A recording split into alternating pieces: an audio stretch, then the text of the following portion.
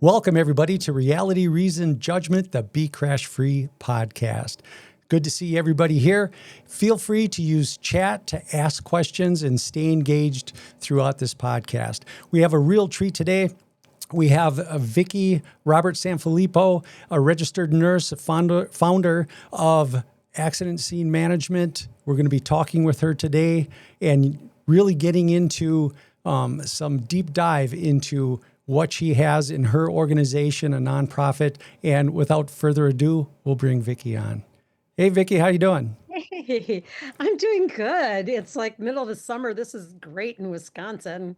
We love summers. Yeah, a little bit hot for me right now, but that's okay. Mhm. On our motorcycles, right?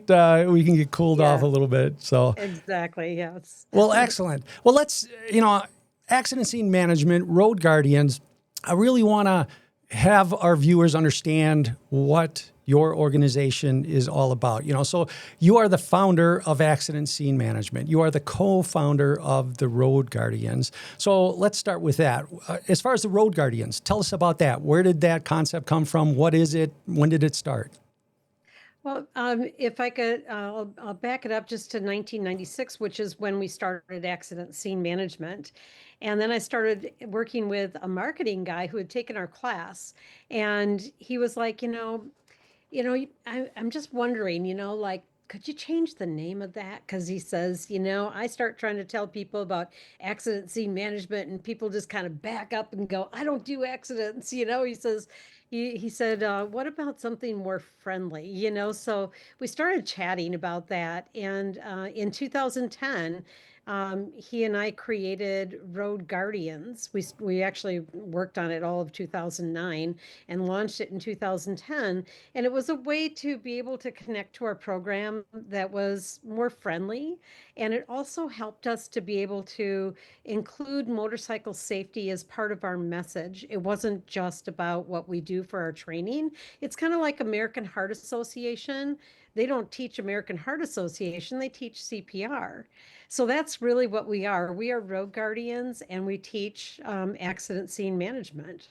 So but that was in 2010. Chris Hauver from Minnesota and I created the Road Guardians. And the guy who created our logo, this is kind of an interesting little piece of trivia. Um, he is the guy who created the Pillsbury Doughboy, Oh, wow. that logo. Yeah, so he was a graphic artist and Chris knew him. He was actually his neighbor and he asked him if he would be willing to create the logo. So I worked with him to talk about how we wanted the wings to wrap around the tire and be protective and let people know, like, through the training, you're protecting yourself, your friends, and there's, you and I will get into it, but there's so much more to motorcycle safety than one topic. There are many topics in motorcycle safety. Yeah. Yeah. Was So, there was there ever you talk about the origin story in the how it was created and came about. Was there anything specific for you or for any of those people that helped you create it that really was the catalyst of creating this? you'd think it was maybe a friend getting hurt or something, but I think any motorcyclist who's been riding for any period of time has friends who have crashed and been hurt. And I think the thing that really got me was that people would say to me, thank God we have a nurse with us. If something happens, you'll know what to do and you'll take care of us. And it was my discomfort with that statement and thinking, hey, I did not learn motorcycle trauma in nursing school. And I wanted to be there for my friends. I wanted to know how I could help them. And it was really in 1996 that I was invited to a presentation that was being done at the governor's conference on highway safety in Wisconsin. And it was presented by Slider Gilmore, who is a motorcyclist who's also an EMT from Iowa. And he got his nickname from sliding down the highway. Oh, wow. That's one way to do it. And Yeah. yeah, so he had a class called two-wheel trauma that he was teaching, And so I went out of curiosity as to what he would have to say and just wanting to learn anything. And really went away saying, you know what, motorcycle trauma is specific and there are special things about it that we all need to know.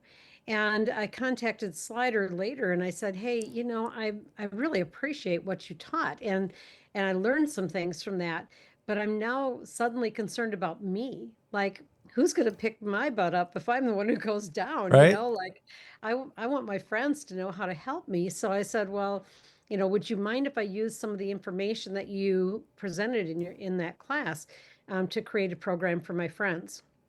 I just wanted permission. It was the right thing to do, right? So he paused, and I thought for sure he was going to say, no way, it's my program. You can't have, He Right. didn't say that. Instead, he said something that is a guiding principle for me today. He said, the more people we get trained, the better off we're all going to be. He said, yes, please train your friends. And, in my opinion, we have 18 million motorcyclists in the United States. And the more people we can train, first of all, not to crash, that's your business, Right. Yeah. But second of all, like how to help each other if something goes wrong, have a disaster plan. The better chance we're going to have of having a good outcome, not feeling helpless when something goes down that wasn't expected, and to be able to really reduce injuries and fatalities to motorcyclists. So I got some of my friends together. Somebody heard about it. They told the DOT. They said, hey, would you be willing to go to 5 cities in the state of Wisconsin and teach this to other people? And I was like, well, I don't know, if I'd have time. And they said, but we'll pay for your hotel and your gas. And I was like, oh, sure, I'll do it. I'm in. Yeah. So anyway, I grabbed a few of my friends that I worked with and had them come and help me, people I worked with in surgery. And yeah, and we taught 5 classes and we trained 375 people in Wow. 5 sessions. The motorcyclists were really interested. It was a test, you know? Right. And the DOT said, well, that was successful. They said, you want to do it again? I'm like, sure, let's do it again. So it just kind of kept growing from there, and other people started hearing about it in other states and asking for it. So, I got this other motto that says, don't say no. I mean, I really try hard to keep um, being led is how I see it. You can't, and I don't mean to get religious or anything, but you can't ask for your will, not mine. You Right. can't say that and then say, but I want my will. Right.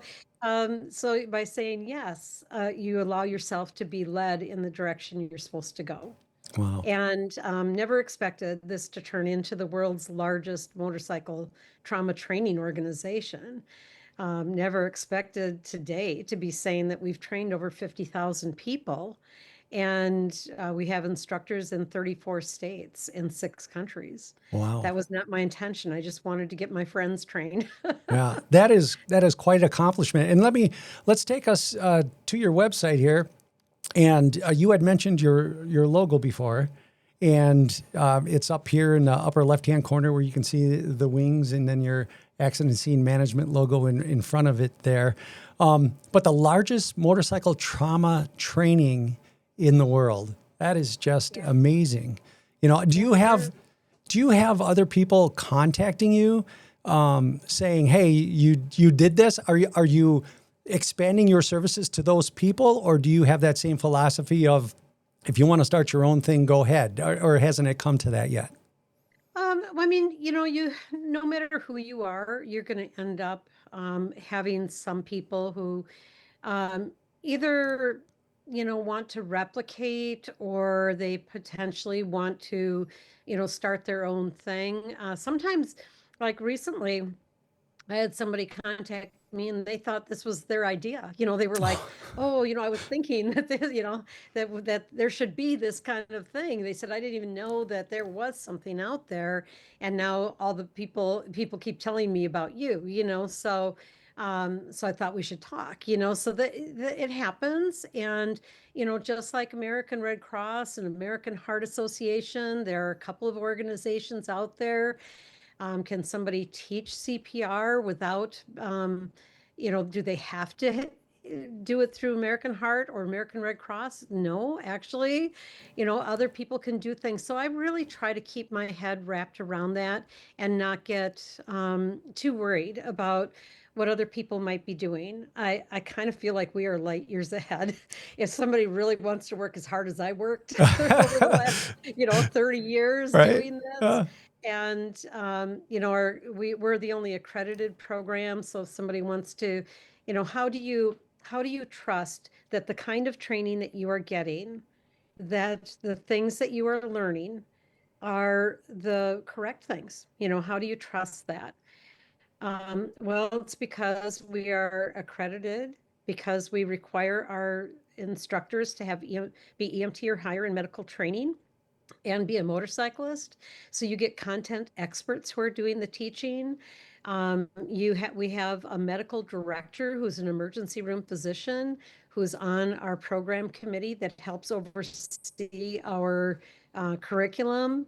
You know, there are many things that make our program really special and a program that can be trusted. Wow, that is neat. And I have taken your class twice, this year and last year, the same class. And I will tell you, the information you get from your class and the practical application and things you're able to do in class, and then have that mindset, have the tools in your toolbox should you come across something that you have that information. And I'll share some stuff later, but even having the wallet cards and different things that you give us, because are we going to remember 6 months from now, 9 months from now, those things that you told us? And you've done so much to give us the tools necessary to jog our memory that, you know, I guess I'm not worried about it. You know, I know that I can do that, but I think refresher classes are important as well. How do you think about that? So I guess let's go back to your website and Okay. let's talk about the different classes and courses that are available, because it's not just one, it's a couple different levels and things like that. So if you want to tell me where to go, I can go to classes here, but where would you like to start this off? Yeah, yeah, just go to classes and click on if you click on the class schedule, like if somebody is looking for a class, if you click on this one and then you scoot down a little bit where you see the map, you have to kind of have your cursor off to the right-hand side or else it does all kinds Yeah, of funky things. I'll So, get us here so we can zoom in. but you'll Or, see right now that that there's just a small smattering of classes, mainly in the South. And this is not uncommon. This is what happens this time of year. People in the northern states are hot and heavy in the spring taking classes, but you get to riding season and they don't want to spend all day long in a class on a weekend. Unless it's out in the parking lot learning how to ride or improving their skills. That part is like fine. So we do most of our teaching from January through April in the northern states. But the southern states, we tend to be busier in the summer. And so you're starting to see those popping up and people in the heat of the summer wanting to go sit in the air conditioning.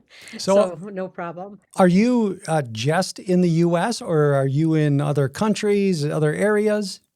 We're in other countries, but those countries basically take care of themselves. So they have their own promotions. They have their own director for that country.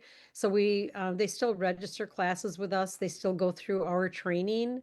But we have a director that oversees their training and busiest in, um, we're busiest in South Africa and in Australia. Wow. They're both pretty busy.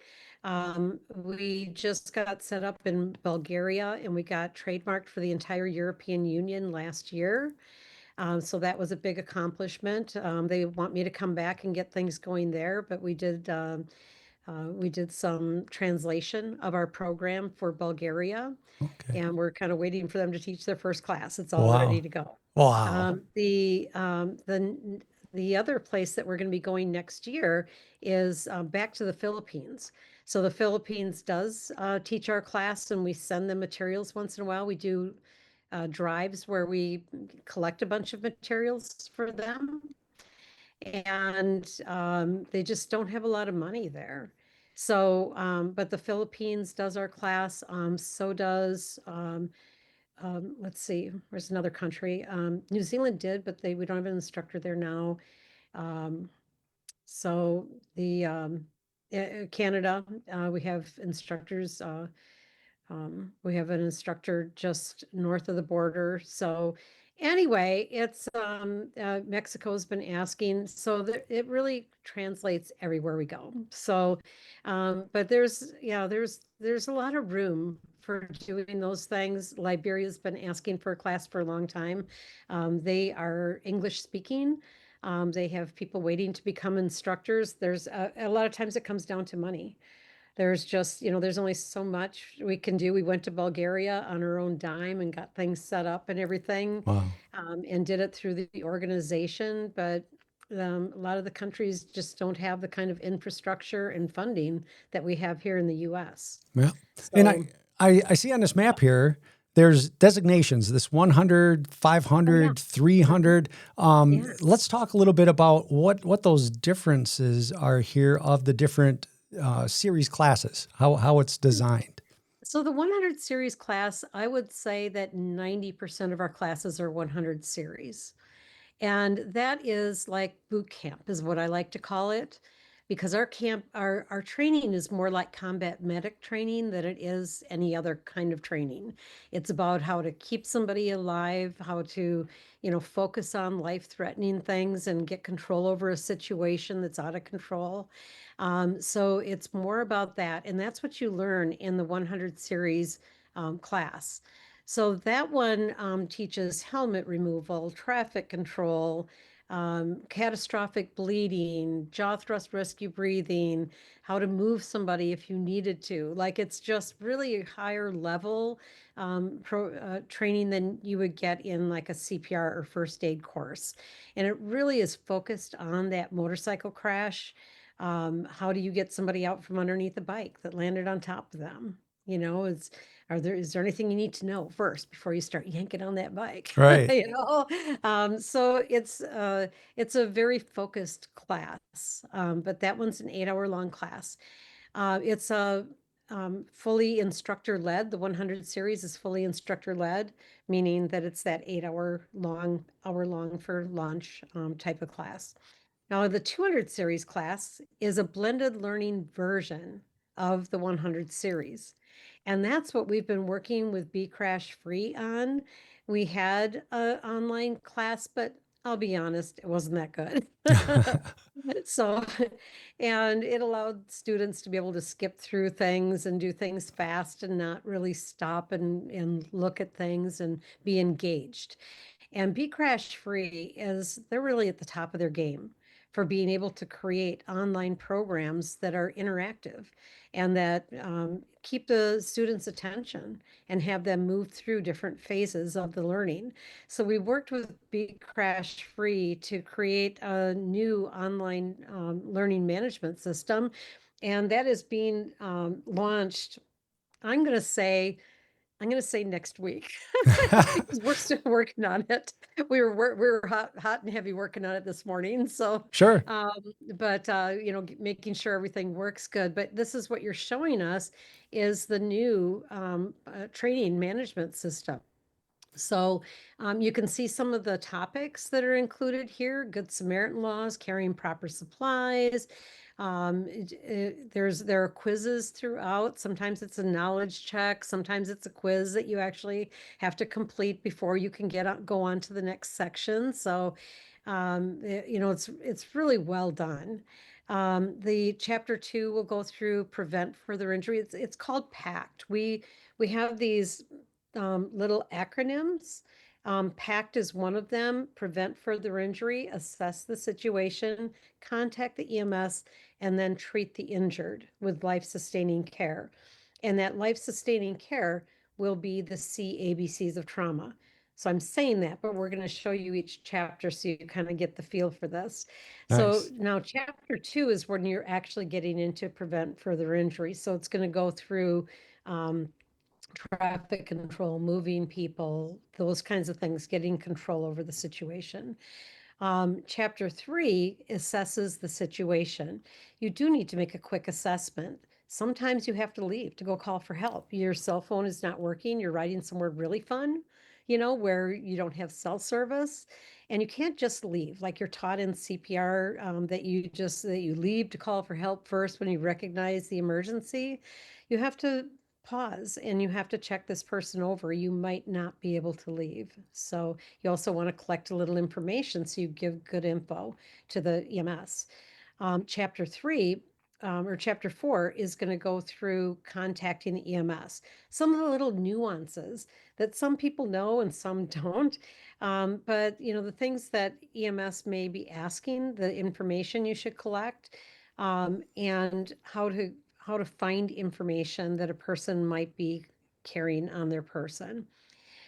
Chapter 5 is about treating the injured person, and that gets you into the CABCs of trauma. It starts with catastrophic bleeding and then goes on to um, the airway. And airway is created by doing a jaw thrust. The B is for breathing. If you create a jaw thrust and open that airway, but the person's not breathing on their own, you would have to breathe for them. So how do you do that? We get back to circulation. So after treating catastrophic bleeding, which is looking to the arms and legs to see if you can throw a tourniquet on, you can't put a tourniquet somewhere else. So there's a, there's there you might be coming back to this because you had to address airway and you're coming back to it now, and see if there's anything else you can do about keeping the blood on the inside where it can be circulated. And then we get to our shock and our spinal stabilization. Shock has a lot to do with internal bleeding, psychogenic shock, things you can have some control over. And then we get to our course summary where we wrap things up and take a survey and collect your certificate of completion. Now, this online course can be used as a standalone course for somebody who, let's say you do live in Canada and there's no class around you and you just want the information. Like I don't see anything, or somebody even in the northern states that says, you know what, I want to take this now because I have a trip coming up and I don't want to wait until next January because I don't see anything, right? Yeah. So there's no reason they can't just come on here and take a class. Now, Do when I took this course, I got Mhm. this folder, and Yeah, in this was a crash course for the motorcyclist, and, yeah. and it is the class. This is Uh-huh. curriculum that you developed, right? And That's it's presented to us in person. mhm. And what I saw on the website here is you actually give and provide a digital version of this as well. Yes. Yeah. Yeah. So people who take the online course, they can download the book and they'll get the latest version, whatever that might be. One thing you can count on with EMS is that it's always changing, right? That there's always going to be changes. So this would be, you got the latest, greatest one because you just took it this spring, but you've got a couple of versions probably of the book. And yeah, so people can download that book and use it as a reference for themselves later. There's a free packed card, we call it. So if you can hold that up and show people that foldable card that you get in your packet as well. So Yeah. yeah, that's the packed card, and it's a quick reference for people as to what they should do, and they can take notes on there. So it's card stock, so it's easy to write on. And with that thing, yeah, so it's folded up, easy to stick somewhere. And you can print those free from our website. Now they're not going to be on cardstock, right? So you're This probably is good printing it on quality, a right? piece of paper. So like when we have them made nicer, and it's nice to get a book that's already pre-printed and in color and all that kind of stuff. But And yeah, like I was mentioning before, I mean, I went through the class, I got the information twice now, right? But Mhm. having this wallet card or in my motorcycle jacket or some place where it's going to be easily accessible when I need it, right? Not Yeah. shoved in a corner somewhere. You're not going to remember where it is.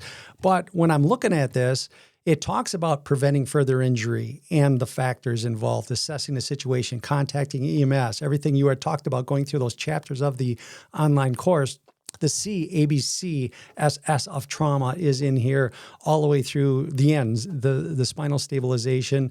So it's what a great resource. Just something as small as this, how significant it can be for us, and just an awesome tool we can carry everywhere. Yeah, it's great review. And I told one of my students actually came from a student that said would be really great if we could have Wow. a quick reference Yeah. card. And I was like, that is a great thing to be able to do that. Nobody wants to read a book when it comes time. Like we had people that were carrying their books on their motorcycles. Oh, wow. It was like you're not going to want to read a book, Right. so yeah, so anyway, we really try to provide, like, if you go to our website on the home page, scroll down a little bit and you can print that off if it's just something you'd like to do. It's free. So that's our 200 series class. That is it can be a full certification class if you take that and do a hands-on session with an instructor. And you're just not seeing much of that right now because we're getting ready to launch it. So hold tight, it's coming. The good stuff's really coming up, and it means that you'd be taking 4 hours of in-person, and it's all hands-on lab, it's called. No PowerPoint, yay. And people give us half a day on a weekend and then go riding, but a full day is a lot to ask during riding season. Sure. So yeah. So anyway, 300 series class is our advanced class. Once you've taken the basic class, and I don't care who you are, like you can be a EMT, you can be a paramedic, you can have all that training. And I have people contacting me sometimes and saying, do I really have to take the 100 series class? I'm an EMT. I've been practicing for years. Can I just take the advanced class? And I tell them, yes, of course you have to take basic training. Like who gets to skip basic training? Right. You might be asked actually to lead people. And how can you lead if you don't know what the people know? So that is a very important piece that everybody's on the same page. Also, the advanced class is actually more of what an EMT knows. They will get more out of the basic class than advanced. So the advanced class goes into more airway concerns that a person might have.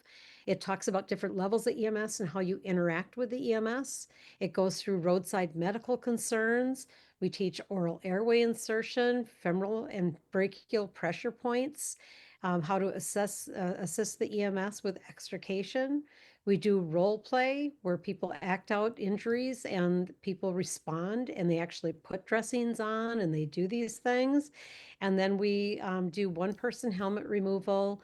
We learn how to lift a bike off of someone. We go outside to do that portion, or in the middle of the winter, oftentimes it's in a service bay of an EMS house or something, so we have to tip a bike over Right. essentially, and figure out how to get somebody out from underneath. And then we do critical incident stress debriefing as part of that class. People love the 300 series class. It's a lot of hands-on. Yep. Next on my And list of classes to take. you will dig it, man. Nice. Yeah, then you're going to want to be an instructor after you do it, because Yeah. you got a little bit of background. So, anyway, the 400 series class is, right now it's only a hands-on refresher for people who've taken basic and advanced. We hope to develop that next for our learning management. We have to just do one step at a time. So we're working on that one. And the 500 series class is a professional series class. It's only 3 hours long. And that one is geared toward the EMS. We know they know treatment. So we don't teach them about how to do bleeding control and that kind of stuff. We also don't assume that they are motorcyclists at all. So their class is a little bit different because it talks more about safety concerns and handling of the motorcycle, but it also talks about handling of the motorcyclists and how to gain cooperation from the motorcyclists, which in a lot of ways, that we're like family. There's a lot of high emotion at a motorcycle crash, and EMTs deal with a lot of different behaviors. I've seen it. But it's very much because it's like a family. And, Absolutely. so I tell that there's also some property issues that come up. EMS is told that you can't send any property with someone, like with a friend. You can't take property off of someone and give it to a friend. But in some clubs, in some organizations, anything that has the insignia of the club on it does not belong to the person who's wearing it. It belongs to the club. So that would cause issues if the club was trying to collect their belongings Right. and somebody was trying to stop them. So, so we just explain to them what our culture is and how they can get cooperation with us. We also have them learn how to get a bike off of someone. They do helmet removal, jaw thrust, rescue breathing. But like I said, just a 3 to 4 hour hands-on session or PowerPoint and hands-on for them. And that's what you saw when you saw the map and you saw there was a 500 series class in Right. Arkansas. I'm actually teaching 2 EMS classes at a EMS conference, that it's pre-conference. So I'll be doing 2 4 hour long classes for the EMTs in Arkansas. Wow, that is Yeah. neat. And you said, and could you just mention one more time? You mentioned accreditation and taking Yeah.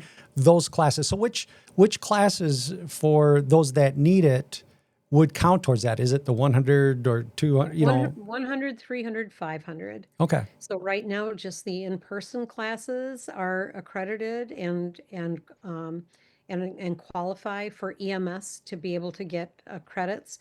If somebody is a healthcare professional, they can take any class and present it. But for EMS, they're very, very strict about what qualifies and what does not qualify. And CAPC is, which is the Commission on Accreditation for Pre-Hospital Education. So CAPC is the accrediting organization for EMS. And it's a no-brainer if somebody has a class that is CAPC accredited. So our online did not qualify because people could skip through training. Now that we have one built out, now we can present that to CAPC and get that one also accredited. Very nice. Yeah. The let's talk. So we have these classes. So in the class, I know from the experience of going through, there are things you should do or not do, and based on certain criteria. So when might we move an injured person, and when might it be necessary out there? It would be necessary to move somebody if they were in harm's way, is really the simplest way to put it. But people have been told in their first aid classes that you never move anybody. And the bad word in that sentence really is never. I mean, you don't move anybody if you don't have to move the person. You have to have a reason for needing to move that person. And that would be that if leaving them in the position you found them would possibly cause things to be worse. So, for instance, if a person was around a curve and somebody could come around that curve any moment and run that person over, then they're in harm's way. And so are you if you're trying to help that person. So you need to get them to safety where you can treat the person and they are safe. In the past, people have there's been instances of people saying, don't move, stay right there. And because they told the person to stay in harm's way, that person got hit or got hurt. So they are now saying, hey, if that person can get up and move themselves on their own power out of harm's way, let them move themselves. You don't have to be dragging or moving that person if they can do it themselves. And that's faster and it gets both of you in a safer situation. Another one would just be like uncontrolled traffic, just busy, busy, fast traffic somewhere. You got to get them to safety as quickly as you can. So, of course, we're worried about spinal stabilization. We don't want to be reckless about our movement. But another, for instance, is if someone's laying face down and you don't think they're breathing, and something else might be going on. You have to get this person rolled into a face up position, and that is movement. So people have been afraid of moving somebody or touching somebody because they think they're going to hurt them, or they think they're going to um, jeopardize themselves with Good Samaritan laws, with are they going to do something that is going to cause further injury to this person? Well, what they have found is that the injury that happens to a person's spine happens at the time of the impact. And there is very little evidence to show that minor manipulations after that fact cause further injury. So even EMS, if somebody's in a ditch, may come along and say, "Hey, can you get up and walk out of this ditch to the shoulder of the road?" Because that person doing it under their own power has less chance of injury than, and it's faster than putting somebody on a longboard and strapping them down and going through all the motions of getting them to the shoulder of the road just to take them off of the longboard, which they don't transport on any longer. And, so yeah, I think it's a different way of thinking of things. And motorcyclists have been so into, don't touch them, don't take a helmet off because, they got little stickers that say it could cause paralysis. Don't do it. So let's So, that's great. So that leads us into the question and the argument sometimes of when should a helmet be removed or not be removed or be manipulated or what can you tell us about helmets in general or specifically? well, if the helmet doesn't interfere, yeah, if the helmet doesn't interfere with a person's breathing, then it should be left on. It's, it's one of those things again that less movement is better. And why take, you should have a reason. If you took that helmet off, it should be because it was causing an issue. So it's keeping the person's head kind of immobilized and straight. So it's not, is it, if, is a person throwing up inside the helmet? My argument with that is that it's interfering with your ability to control the airway. So then it would need to come off if it was a full face helmet. If it's a 3/4 helmet, then you have access to the face and you can leave it on. So it really comes down to, is it causing an issue for this person? If it's not causing an issue, then leave it. Yeah, and this is something that in the 100 class that I took twice, you provide the opportunity for us to have people put on helmets, and we're able to, because of the fact that we needed to have that access, we practiced removing the helmet while keeping the head, stabilized as much as possible and as little movement as possible. But there was practical exercises in your hands-on class where we were able to do that and experience that. And I thought that was just neat that we were able to do that. You can show people all day long, but unless they practice it, and this is why even on our online class, we say, here are some things you might want to get together before you take this online class. So you can actually practice along with that. And, this is also why you can't be certified in CPR without doing the actual physical skills. There's the muscle memory part of things. There's the lecture and the information that you give to people, but until they do the hands-on part of things, it doesn't really sink into their brain and become more second nature to them. Now, people have told us, um, and I don't know if you are, am I kind of hanging up for you It is a as little well, bit. Yeah. Wes? It looks Yeah. like we're having The audio is some fine. little The video issues is a with, little choppy, but we'll keep on is it? pushing Okay. through. Yeah. Okay, all right, sorry. Sorry about that. I just was like, how far do I go? All right. Um, so, it's that whole muscle memory, and it's important to practice, and that's why it's important to refresh as well. And that's why what you were saying. And, coming back to even, rider education, that's why it is so important to get out on a range and practice skills and have somebody actually who corrects you if you do something wrong. Like, people want to be perfect all the time. They don't want to be corrected. Right. And, at the same time, it's like, don't you want that mentorship? Don't you want somebody to, tell you the little nuances? But if you try it this way and try it just a little bit differently, I just recently picked up a 10-pound medicine ball. You know what that is? Like Yep. it's used for exercising. It's a ball. But I picked up a 10-pound ball because one of our instructors said he passes one of those around the room to show people how heavy a person's head really is.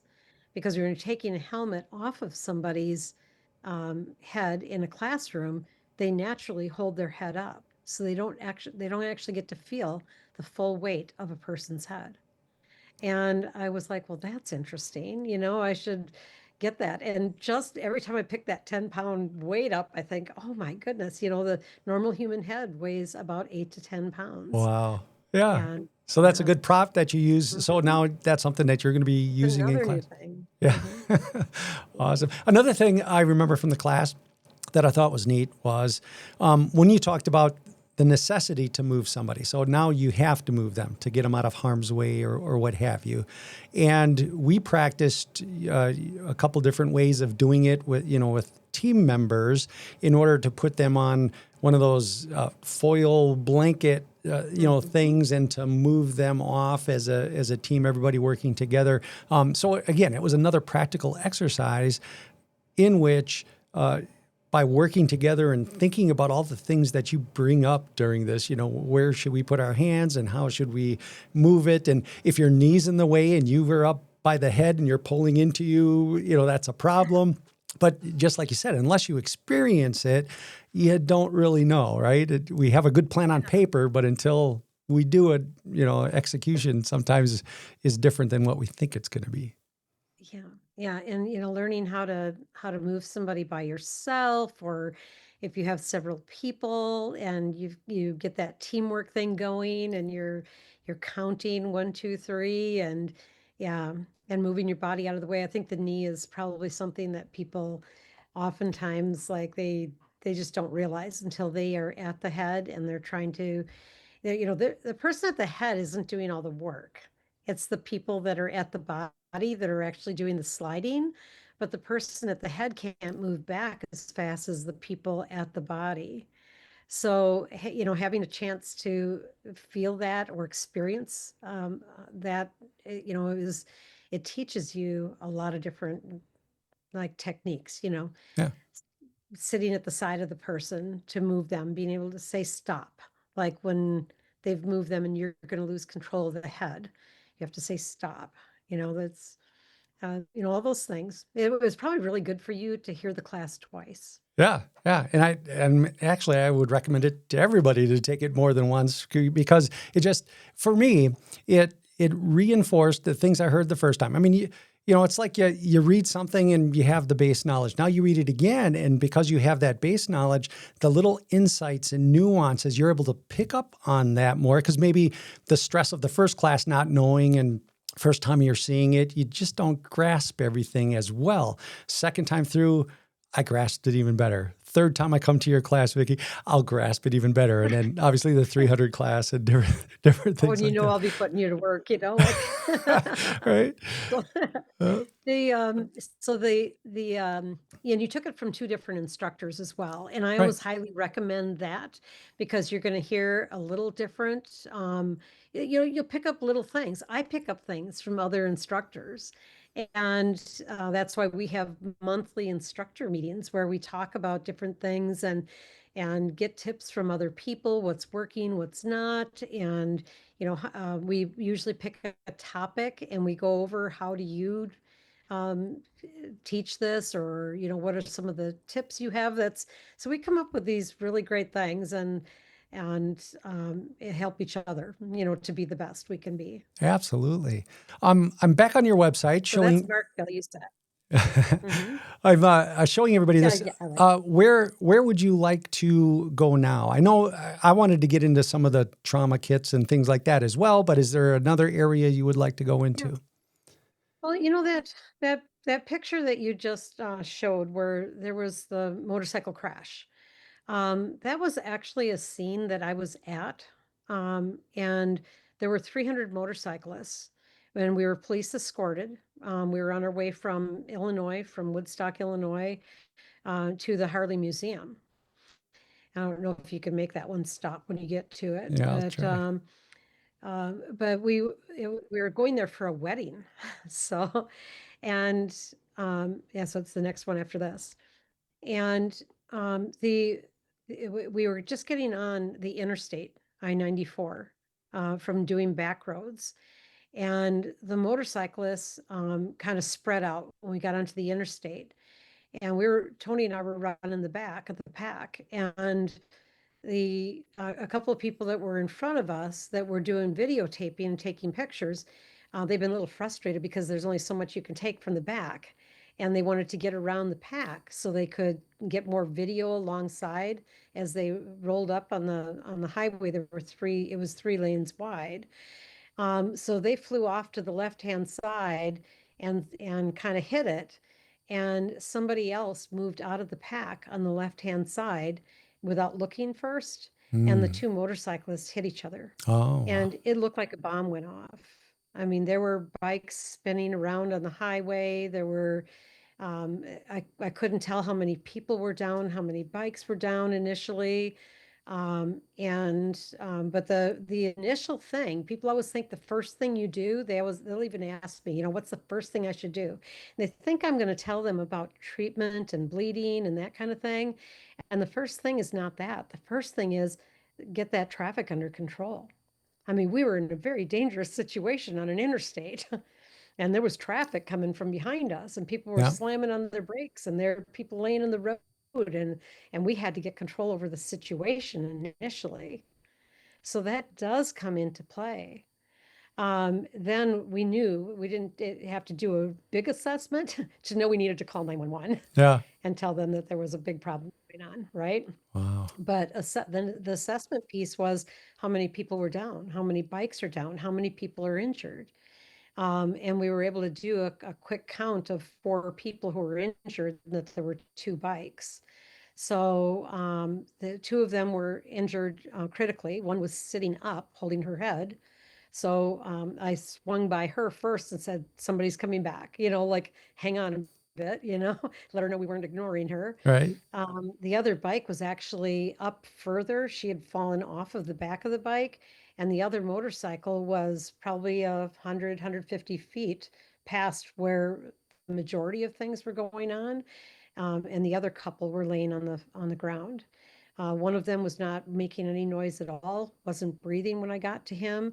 Got him rolled over and did a jaw thrust. He started to breathe. Another EMT came along just then. I kind of left him with the EMT so I could go check on this guy's wife, who was injured badly but was talking. So we were chatting with her and trying to help her out a bit. Now, he and his wife ended up in intensive care, and I wasn't sure he was going to make it. Um, Really the fortunate thing is um, that I ran into them last year. Really? It was 2 years after the crash. Okay. Found out that she was a nurse, and she and her husband were there at the event, and they were just like, we wondered thank you. They were just like blown away that they got to meet the people who were there helping them. Wow. So, what an amazing thing. And she was there taking video and running around and, they went through a lot, they went Right. through a lot. Yeah. And But there they were, w- one of the questions that I had, in the waiting here was, how likely is it that this training would be implemented, and what's a real life example, what you just went through. But you do have on your website, I don't know exactly where it is, but you have testimonials, right, of people who have gone through your class and have used the information. This isn't something that you learn and we hope, get that straight. We hope you absolutely never, ever have to use the information you're getting, right? But having the knowledge and then seeing those experiences where people reflected on the training and had that knowledge base from your training and were able to put it into action at an actual scene, that's got to make you feel really good, as the person That's what heading this. makes us, yeah, it's what really spurs all of us on to continue doing this. None of our instructors become instructors because they think this is going to be you know, a full-time job for them. Most of them are still working other jobs. They want to serve their community and the motorcyclists that are in it.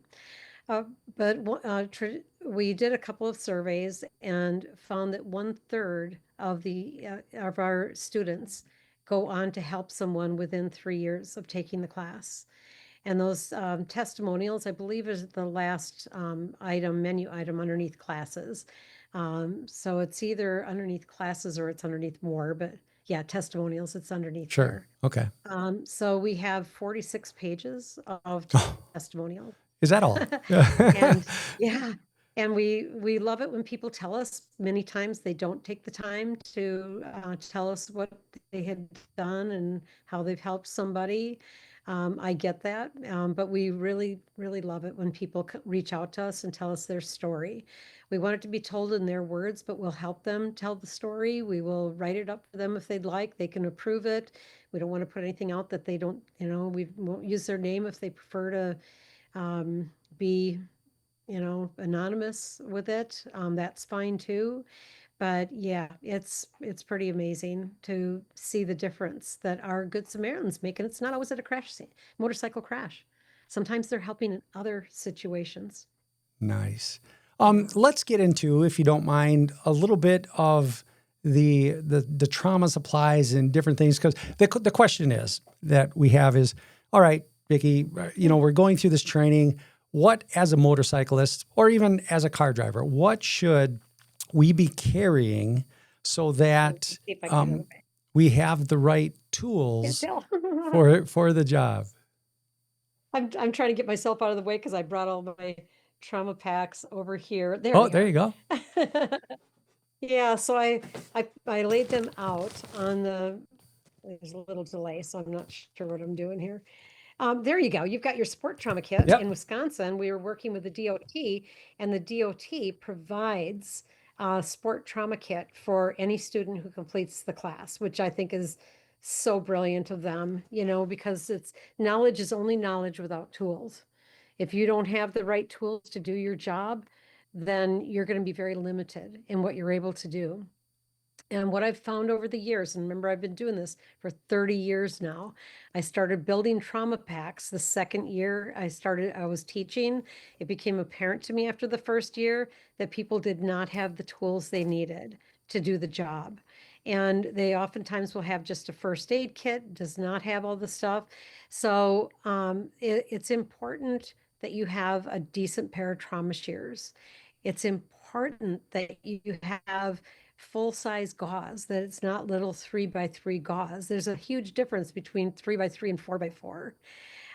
It's also important, yeah, and if you click on some of the other pictures with that one, you'll see that here we have some lighting. The trauma shears are heavy-duty trauma shears, which is something more that a paramedic would carry with them instead of the very thin ones that people have been picking up on Amazon. And sometimes people get in their kits because it makes it smaller, so they want something very small.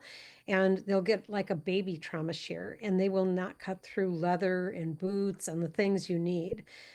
Because of your background, Les, you know that having the right tools makes a really big difference in an emergency. Yes. So we provide an LED flashlight, which is made of aluminum, so it's a little bit better one than you might have. If you have backup lighting with a snap light, in case your batteries go bad, you've at least got some sort of lighting. You have 2 pairs of extra large nitrile gloves, and they are quality. Are medical quality. So I show people in the class how I'm try putting my finger through it, and even with my fingernail, it doesn't puncture through. Now you can if you try really hard, but anyway, the quality matters so much. You've got some hand sanitizer here, something to write on, something to write with, and then attached to the bag is a rescue breathing barrier. Oh, So it's that's, on the outside so yep. that it's quick and easy to grab if you need that. Yep. And with my, Not buried. yep. So you Yeah, got yeah. the And barrier right here. And yep. now I Absolutely. put the little carbiner on there. So, yeah, make that easy. So then the next thing is a rollout right here of the dressings. So another thing I found with listening to people's stories and experimenting with things is that not only do people need a kit that has quality products, but they also need everything to be visual. So for people to not know what's in there means that they are dragging things out of their pack and throwing them on the ground. The ground might be dirty, wet. Now you need to move to another person.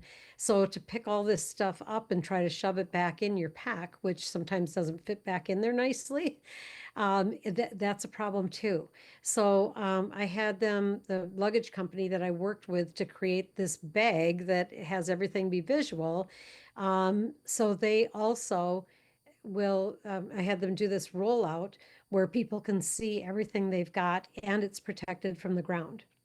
So what you're seeing there is a cold pack, a reflective or a emergency blanket, the Mylar that you were talking about, some burn gel, triangular bandage that you can use to make a tourniquet if you needed to. You can use it for a number of things, but that the biggest reason it's there is because if you needed to use that to create a tourniquet, it can be used that way. We have a 3-inch roll gauze and some 4x4s so you can create a pressure dressing, some decent tape, because very often in your first aid bags, they try to get cheap on the tape and you'll have 1/4-inch paper tape, which is ridiculous. What are you going to do with that? Right. So this is 1-inch surgical tape and it's very easy to tear and it also conforms. So it's just much better tape. It matters in a situation. And behind that is the non-stick if you needed to put that on top of a wound. We've got larger dressings and 4 sterile 4x4s in the top pocket. You can add extra things to this, but that's what comes with the pack. The So, and I know with mine, so it just because you see it in the picture there, but this pack, what that inner thing that you yeah. can pull and roll out, that's what that looks like inside there. And you did mention you can add some stuff. What I did the last time I was at your class is I wanted this light puck to illuminate the Yeah. scene should I need to out there at night or even during the day. It stands out a bit. I have the traffic direction gloves, the reflective gloves, so you can, again, help wave people down. It's more visible than if I'm wearing black gloves or not any gloves at all. These different tools to make the kit what you want, you have these different things available on your website. In addition to a tourniquet that you talk about in class, having one of those available, so it's just the resources that you have researched and made sure that they were high quality based on your experience and testing. I think it's great. Can you go to Walmart and get a med kit? Yes. Do you want to? I think maybe we should be looking in a different direction, right? Yeah, yeah. Everybody's all worried about, oh, but I could go to Walmart and get a $20 first aid kit. Yeah, you can, but it's not going to have what you need in it, so Yeah. And then I also bought the cruiser version that I keep in the vehicle that I use most often, or I switch it from vehicle to vehicle, but it's a bigger version. Do you just have a couple things you want to say about that well, kit or the different the kit? cruiser, if you don't mind, I'm going to just grab off the back table here so I Yep. can show you. But with this cruiser kit, when I had them make this one, I said, well, how about if we organize this so that what the people need first, they can just flip this front pocket out and they can see what they need first. So you'll need gloves. You're going to have a couple of different sizes of gloves here. You need something to write on, something to write with. There's a couple other PPE type of things in this pocket. Now, if they're just getting into this bag to do first aid, they can go to the side pockets of this one and they can get medications, is what I have on this side. And it's got the ibuprofen, acetaminophen, Yeah. electrolyte tablets, aspirin. So it's also in a clear case. So that, again, you can, that whole visual thing was really super important to me. Um, if it's just Band-Aids, sting relief and that kind of stuff, antibiotic ointment, burn gel, all of that stuff is in this other side. So you don't even have to get into the middle unless it's something more that's going on. So when you get to the middle of this pack, that means you need some extra supplies. So let me get this unzipped while it's in the lap, and then I'll show you that when I open this up, you can see that you have a little bit more with your lighting, and you also have some saline, 4-ounce saline. You've got some vet wrap, a lot of people call it. It's called Coban in the medical industry. We have a full-size cold pack at this point. I have found that there have been very few situations that I have not used a cold pack in. And in back of our rescue breathing barrier, which this is a professional barrier now, I have the directions. Sorry about my going the wrong direction. It's kind of opposite of what it looks like. But anyway, my son-in-law saved a friend's life out in the woods that collapsed, and he was very upset with himself because he couldn't remember the rate. So I had that silk screen down here, knowing that nobody's going to open up something and read it if they end up needing to do CPR on someone. So you're going to get the quick directions of how to use it as you're unzipping it. Nice. And then you have your roll bag, of course, with your dressings. So, Yeah. yeah. So anyway, very, very visual again. The more supplies you carry, the more you can do, and that is just a simple fact. Oh, and in the back here was my trauma sheet. So, yeah. So anyway, you make the decision about what it is that you carry. The smallest pack we have is called the Kickstart, and that has essential supplies in it. If that's all you can afford, then do it. If it's a space issue or a money issue, we wanted to provide 4 different levels of kits so people can make their own decisions about what works best for them and their situation. But if you the Kickstart kit, it has enough in it to do a lot. You'd be surprised. Still got a couple pairs of nitrile gloves and something to wipe your hands off when you're done with care. It's got the triangular bandage and 4x4s. Everything is still very quality in here. There's nothing that we offer that is not high quality. It's just amazing. And you can tell, and I hope everybody realizes when you talk about this stuff and the knowledge base that you bring to creating these kits, working with vendors in order to get even the right case for this purpose, it's just extraordinary that you're doing this. Thank you. I want to be aware of everybody's time. We're at the top of the hour. Vicki, registered nurse, executive director of accident scene management, co-founder of Road Guardians.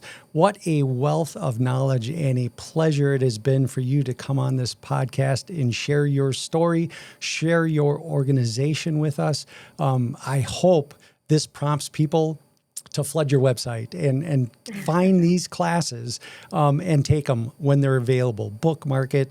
I put the website link in the chat. Copy that, save it, look for classes in your area. They're absolutely excellent. Vicki, anything you would like to say in closing? Well, just if somebody would like a class, we really like to work with groups. It's easier for us if we can, for us to be able to get somebody there but we like to start with a group. So if your group is interested in training, reach out to us through the website. There's a contact us form, very simple, very straightforward, and we'll reach out to you and we will start the process. And it's not too early right now. It's July, but it's not too early to start thinking about doing a class in the fall or getting yourself in the queue for a class in the spring again, of 2027. So don't think that that's too far away. We always like to look at least 2 months out when it comes to the classes. Wow. Once again, Vicki, I thank you so much for joining us. And I'd just like to say thank you to everybody who had joined us or you're watching the replay. Certainly, go ahead, Vicki. I have one more thing. Yeah. So I created a discount code for anybody who's listening to this Oh, for this nice. month, just for Okay. July. Okay, put BCF, Be Crash Free, BCF, in when you are ordering the online class, and you will get $10 off the online class Nice. for listening to BCF this. BCF, Be in Crash the Free. discount code. Wow. Thank you so much. Yeah, for Yeah, sure. that is great. All right, Vicki, I really appreciate it. For everybody attending this podcast, reality guides us, reason informs us, judgment protects us. And as always, Vicki and I would like to extend to you, we want you to be crash free. All right. See you later, everybody. Right, Thank you. Thanks, bye. Vicki. Thank you.